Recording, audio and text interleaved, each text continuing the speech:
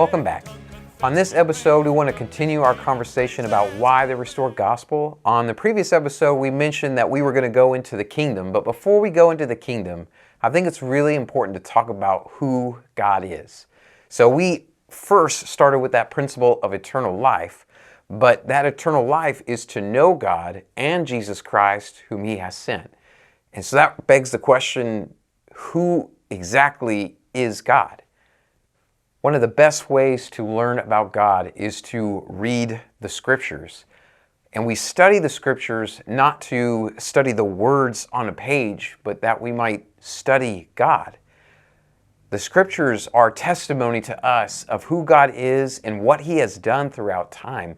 It's how we grow in our understanding of exactly what He expects of us and all the things that He has done and will do and the love that He has for every soul. Only God can tell us who He is, and only God can tell us what He will do. There are some things you can learn from Scriptures, but then there's some things that you can only learn through just life and experience and having your own testimony of who the Father is and His unique and special love for you. So what do the Scriptures tell us about God and who He is? We're just going to run through a few of these because this in itself could be its own series. So for the sake of time, I'm just going to mention a couple. One, as we read in Exodus chapter 3, when Moses is talking to God, and God tells Moses, I want you to go to Israel and tell them that I'm going to deliver them. And Moses says, what are you talking about? How? They're not going to listen to me, and if I come and talk to them, who am I supposed to say sent me? And God gives this profound statement, I am. God is. He's the beginning and the end. He has always existed. He is omnipotent. He is in and through all things. In fact, even creation bears witness and testifies that God is.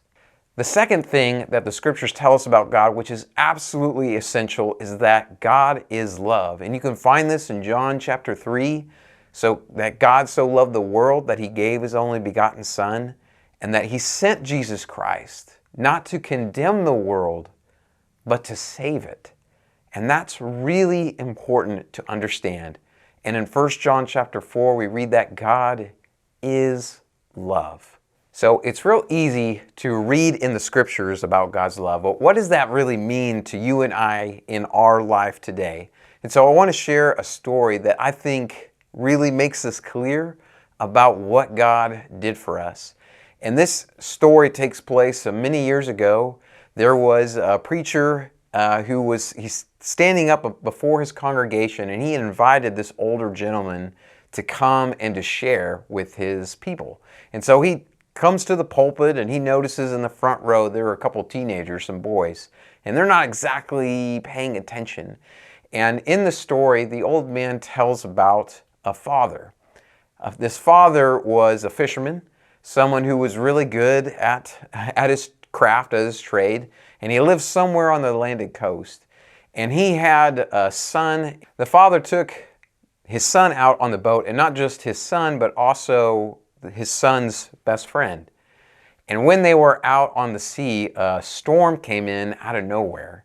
And even though he was very skilled, he wasn't able to keep the ship afloat or even to get back to port. And so eventually the ship capsized. And this father had a lifeline. He just had the one, of course. And he saw his son in one position and his son's friend in another. And he had to make a choice on who he's going to throw that lifeline to. And even though he just had a second, that moment seemed to last forever. And finally, he made his choice. He realized that his son had been baptized, that his son knew Jesus Christ, and his son's friend did not. And so he turned to his son and he said, I love you. And he threw the lifeline to the son's friend. He saved him, but in the process, he lost his own son. And as this older gentleman was sharing this story, this testimony, he noticed that the young men up front were now starting to pay attention to him. And he declared that this is what God did for us. That the Father sent His Son and was willing to sacrifice Him to save you and me.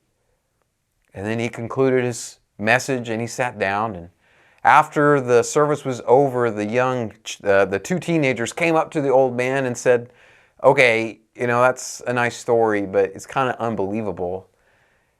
And the man looked at his scriptures and he looked back at them and he said, this story helps me to understand these scriptures.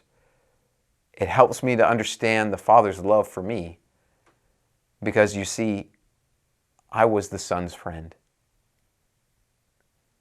I really enjoy that testimony. And to me, it shows so clearly the love that the Father has for each and every one of us. He is holy. He is good. And we find in 2 Peter chapter 1 these different attributes of God, that He's virtuous. He never changes. He's temperate. He's patient and long-suffering. He's kind and He's charitable. God is all of these things.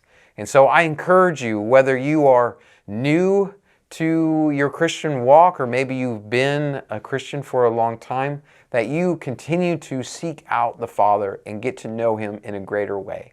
So until next time, this is Andrew King, your fellow brother and companion.